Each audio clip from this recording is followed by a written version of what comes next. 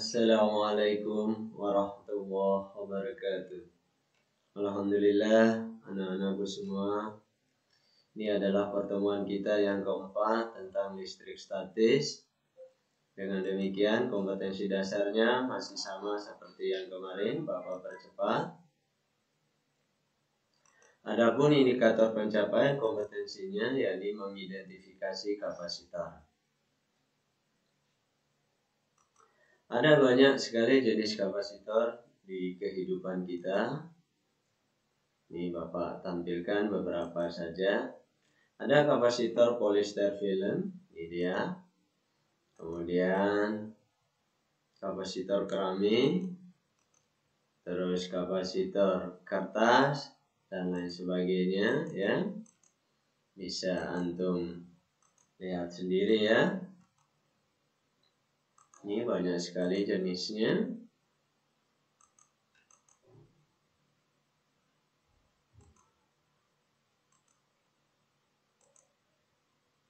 Nah, ini simbolnya. Jadi kalau ada gambar seperti ini menunjukkan lambang dari kapasitor atau yang seperti ini ya. Kapasitor merupakan komponen elektronika yang digunakan untuk menyimpan muatan listrik. Secara sederhana terdiri dari dua konduktor yang dipisahkan oleh bahan penyekat, bahan dielektrik. Tiap konduktor disebut casing. Manfaat dari kapasitor ada 8, ini bisa dibaca sendiri ya. Oke, kita selanjutnya ke kapasitas kapasitor.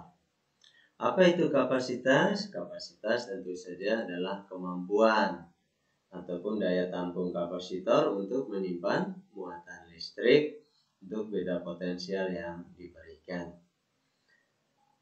Adapun kapasitas kapasitor yakni perbandingan antara muatan yang disimpan pada tiap keping terhadap beda potensial yang diciptakan antar keping. Dari pengertian ini, maka persamaannya adalah C sama dengan Q per V. C sama dengan Q per V. Jadi pada kapasitor ini kita fokus pada 3 persamaannya, 3 besaran ini. C adalah kapasitas kapasitor, farad. Q adalah muatan, kolom. Sedangkan V adalah beda potensial listrik ya. Oke, kita lanjut. Rangkaian kapasitor terdiri atas 2, yakni seri dan paralel. Ini yang seri. Pada seri, kapasitor itu disusun secara sejajar, ya, secara sejajar. Pada rangkaian seri ini berlaku 3 persamaan. Yang pertama adalah muatan dari rangkaian. Muatan Q1 ya, muatan Q2, muatan Q3 itu nilainya sama. Sedangkan beda potensialnya Vs-nya merupakan V1 plus V2 plus V3. Sedangkan CS-nya kapasitor serinya merupakan 1 per CS sama dengan 1 per C1 plus 1 per C2 plus 1 per C3.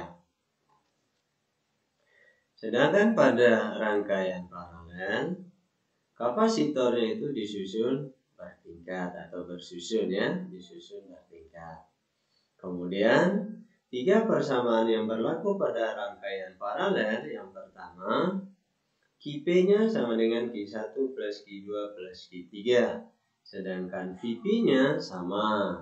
V1 sama dengan V2 sama dengan V3. Sedangkan kapasitas kapasitornya Cp sama dengan C1 plus C2 plus C3. Anak-anakku semua, kalau susunannya ini ya lurus mendatar begini, ini namanya seri. Sedangkan ketika disusun bersusun begini, 1 ya, 1 kemudian 1, ini namanya paralel.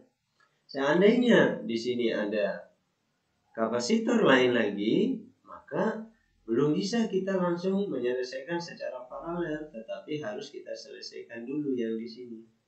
Ya, kita selesaikan dulu. Demikian pula kalau ada yang di sini, kita selesaikan dulu ya. Karena itu adalah gabungan antara rangkaian seri dan paralel. Dan dalam kehidupan kita, kebanyakan disusun gabungan antara seri dan paralel. Nah, biar lebih jelas, kita ke contoh soal.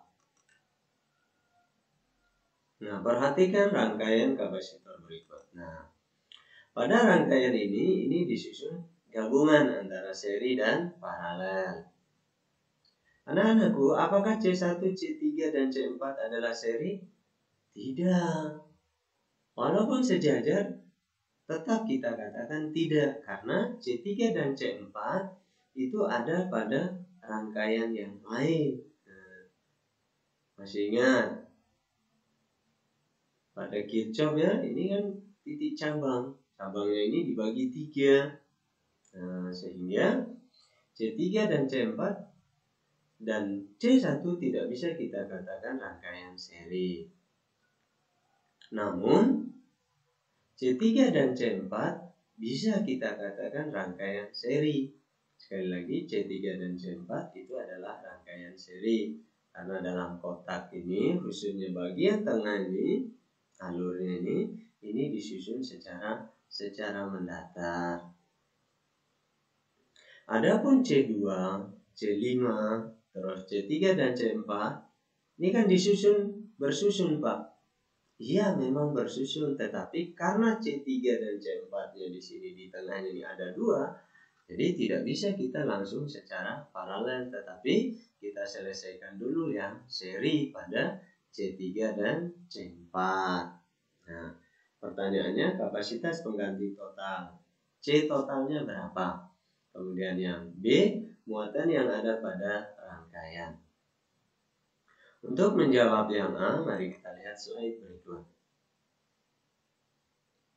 C totalnya yang ditanya. Nah, berdasarkan penjelasan Bapak tadi, maka yang dahulu kita laksanakan penyelesaiannya adalah C3 dan C4 berupa seri. Nah, ini dia pada akhirnya seri. Seperti CS sama dengan 1/C3 plus 1/C4. Masukkan nilainya 1/5 microfarad per 1/20 microfarad didapatkan seperti CS sama dengan 5/20 microfarad. CS sama dengan 20 microfarad per 5 sama dengan 4 microfarad. Ini CS-nya. Setelah CS telah kita dapatkan, nah kita lihat ini bersusun dan ini paralel. Kenapa? 1, 1, 1. Kalau sudah 1, 1 begini, baru bisa kita laksanakan penyelesaiannya secara paralel. Dan ini gambarnya. Nah, sehingga C1 dan CP. Berapa CP-nya? CP-nya tidak ada lain C2 plus CS ditambah C5. Ya. Sehingga hasilnya 12 microfarad ya. 12 microfarad. Nah, selanjutnya C1 dan CP ini disusun secara seri. Dengan demikian, C total sama dengan 1/C1 plus 1/CP itu nanti. Nah, kita lihat nih. Nah, ini dia. 1/C total sama dengan 1/C1 plus 1/CP. 1/C total 1/4 microfarad ditambah 1/12 microfarad. Hasilnya 1/C total 4/12 microfarad. C totalnya 12 microfarad per 4. Hasilnya 3 microfarad. Jadi inilah jawaban untuk poin A. C totalnya atau C rangkaian. Adapun muatannya Q sama dengan Q total ya, C total kali V. Q total 3 microfarad kali 80 volt. Microfaradnya kita rubah ke Farad sehingga dikali 10 pangkat min 6. 3 kali 80 240 kali 10 pangkat min 6 kolom. Nah, sudah selesai? Ada pertanyaan? Alhamdulillah bisa dipahami ya.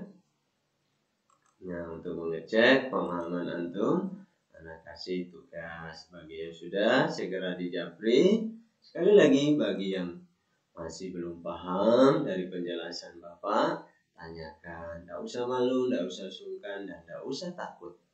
Boleh dijapri dan juga boleh ditanyakan pada grup. Ya. Demikianlah pembelajaran kita pada kesempatan ini. Subhanakallahumma wa bihamdika asyhadu an la ilaha illa anta astaghfiruka wa atubu ilaik.